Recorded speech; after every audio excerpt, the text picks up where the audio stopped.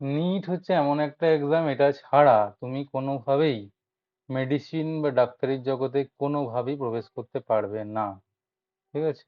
চলো এবার এসে দেখে নিই নিট কি, কে অর্গানাইজ করে, কি আছে না আছে এর বিস্তারিত সম্বন্ধে দেখে নিই।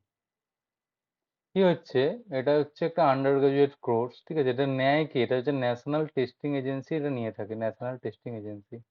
এটা যে কোনো গভর্নমেন্ট এবং প্রাইভেট কলেজে যারা ডাক্তার হতে চাও, নিট ছাড়া কোনো উপায় নেই। ঠিক আছে? এটা যে কোনো এইমস এর ক্ষেত্রে বা পোস্ট গ্রাজুয়েট যে মেডিসিন আছে সেই ক্ষেত্রেও হতে গেলে তোমাকে নিট পাস করতেই হবে। নিট পাস করা ছাড়া তুমি ডাক্তারের জগতে প্রবেশ করতে পারবে না। কি কি ডাক্তার হতে পারবে তুমি? নিটের মাধ্যমে হতে পারে এমবিবিএস, যে কোনো ডাক্তার হতে পারবে। যে কোনো এমবিবিএস ডাক্তার হতে গেলে নিট লাগবে। দাঁতের ডাক্তার হতে গেলে, বিডিএস হতে গেলে নিট লাগবে। আয়ুষ যে ডাক্তার যেটা আছে, আয়ুর্বেদিক, হোমিওপ্যাথি, ইউনানি, ঠিক আছে, এবং তোমার যে ভেটেরিনারি যে সায়েন্স আছে, সমস্ত সেগুলো হতে গেলে তোমার আয়ুষ ডাক্তার হতে গেলেও তোমার নিটের আন্ডারে পড়ে। ঠিক আছে? এবার কি দাঁড়াচ্ছে, এর এজ লিমিটটা মাত্র 17 বছর। হ্যাঁ, এজ লিমিটটা মিনিমাম তোমাকে 17 বছর হতেই হবে। এরকম দেখতে পাবে না তুমি 12 বছর, 13 বছর এরকম হয়তো কোয়েশ্চেন সলভ করে দিতে পারে, হয়তো এলিজিবল, কিন্তু তারা কিন্তু নিট পরীক্ষায় বসতে পারবে না।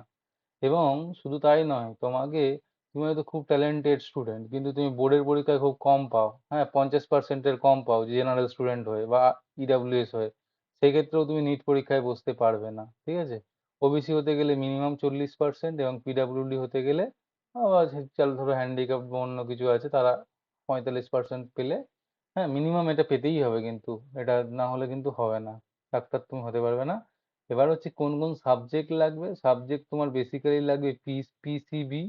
ঠিক আছে? পিসিবি লাগবে, ফিজিক্স, কেমিস্ট্রি, বায়োলজি, এই তিনটে সাবজেক্ট লাগবে, আর ইংলিশ, এই চারটে সাবজেক্ট তোমার লাগবেই লাগবে তোমাকে হতে গেলে। ঠিক আছে? এবার হচ্ছে কি,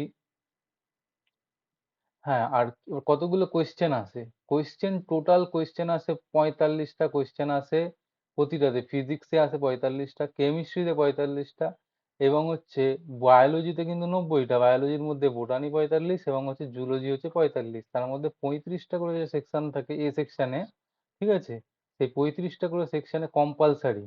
এবং বাকি যে 15টা কোশ্চেনের মধ্যে 10টা কোশ্চেন তুমি চুজ করতে পারবে।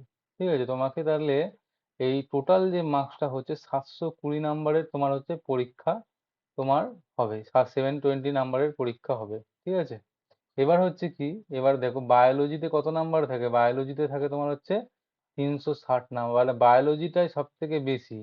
50% হচ্ছে বায়োলজির মার্কসই থাকে, 50% হচ্ছে বায়োলজি, যে 50%, ফিজিক্স 25, এবং কেমিস্ট্রি হচ্ছে 25%। অর্থাৎ হচ্ছে কি, বায়োলজিতে তোমাকে খুব স্ট্রং হতে হবে, বায়োলজিতে খুবই স্ট্রং হতে হবে, এবং ফিজিক্স এবং কেমিস্ট্রিতেও তোমাকে ভালো রেজাল্ট করতে হবে, জানতে হবে কনসেপচুয়ালি। সব এনসিআরটি বেসিসে আছে। টোটাল মার্কস হচ্ছে 720। এবার কত করে থাকে প্রতিটা, যেহেতু 4 নম্বর করে কোশ্চেন থাকে, কারেক্টের জন্য 4 নাম্বার থাকবে, এবং নেগেটিভ মার্কিং এর জন্য 1 নাম্বার করে থাকবে, এবং নেগেটিভ, এবং অর্থাৎ যদি ভুল করো, আনঅ্যান্সার, যদি কোনো অ্যান্সার না করো তাহলে 0 থাকবে। এটা কিন্তু অফলাইনে হবে, এবং 3 ঘন্টা 20 মিনিটে তোমার হচ্ছে এটা সম্পন্ন হবে। ঠিক আছে? এবার হচ্ছে কতগুলো সিট আছে, টোটাল সিট যেটা আছে সেটা হচ্ছে প্রায় 1,09,000-এর কাছে সিট আছে।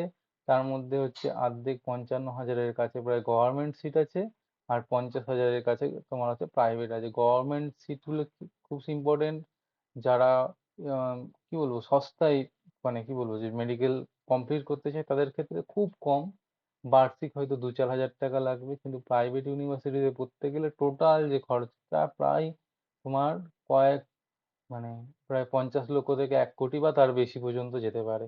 ঠিক আছে? এই জন্য চেষ্টা করবে সবসময় গভর্নমেন্ট কলেজে প্রথম দিকে র্যাঙ্ক করলে গভর্নমেন্ট কলেজেই নেয়। আর হচ্ছে তোমার হচ্ছে বিডিএস এ কতগুলো আছে, দাঁতের ডাক্তার হতে গেলে 27,800 মতো আছে। মোটামুটি ভ্যারি করে প্রতিবারে, কাছাকাছি থাকে, কোনোবার 30,000, কোনোবার 25,000 থাকে। আয়ুষে কি আছে, আয়ুর্বেদিক এবং হোমিওপ্যাথিতে যে 52,000 থাকে, এটা হচ্ছে ভেটেরিনারি সায়েন্সের 600+ থাকে। হ্যাঁ, এখন হচ্ছে 750-র উপরে হচ্ছে মেডিকেল কলেজ আছে। ঠিক আছে? এবং হচ্ছে এই হচ্ছে তোমাদের ব্যাপার, এবং ডাক্তার হতে পারলে তো খুবই ভালো, একটা ভালো কেরিয়ার। তো তোমরা চেষ্টা করতে থাকো। এই পর্যন্তই।